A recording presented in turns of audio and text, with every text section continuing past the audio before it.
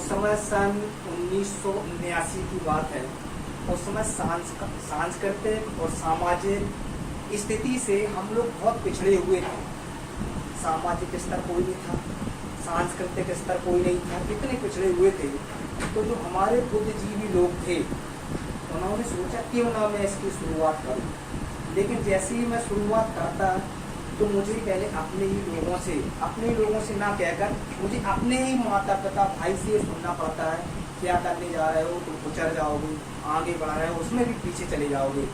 लेकिन उन्होंने उस समय भी सामाजिक जो बुराइयाँ थी, इन्होंने उस समय ये सोचा कि मैं अपने जो पिछड़ा वर्ग कहा जाता है, जो SC वर्ग कहा जाता है, निश्चित रूप से इन्हें मैं हक दिलाऊंगा।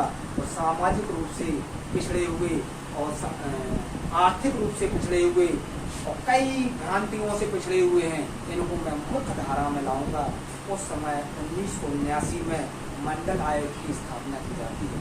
उस समय अध्यक्ष रहते हैं मोरारजी देसाई, प्रधानमंत्री रहते हैं, उनकी अध्यक्षता में होती है, लेकिन ये लागू नहीं हो पाता है, धीरे धीरे चलती है।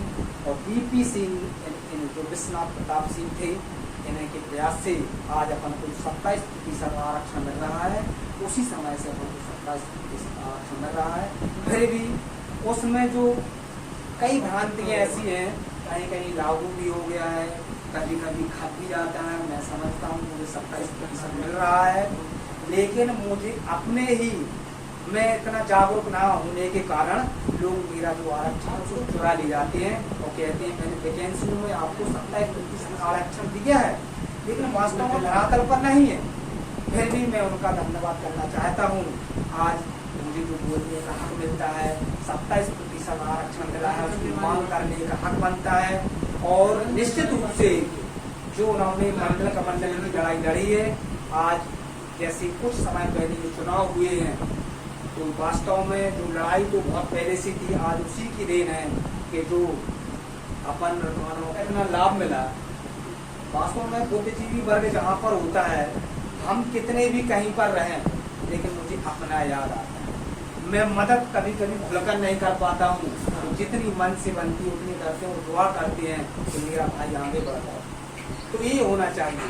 ऐसे में BP सिंह को भी श्रद्धा सुमन अर्पित करते हैं।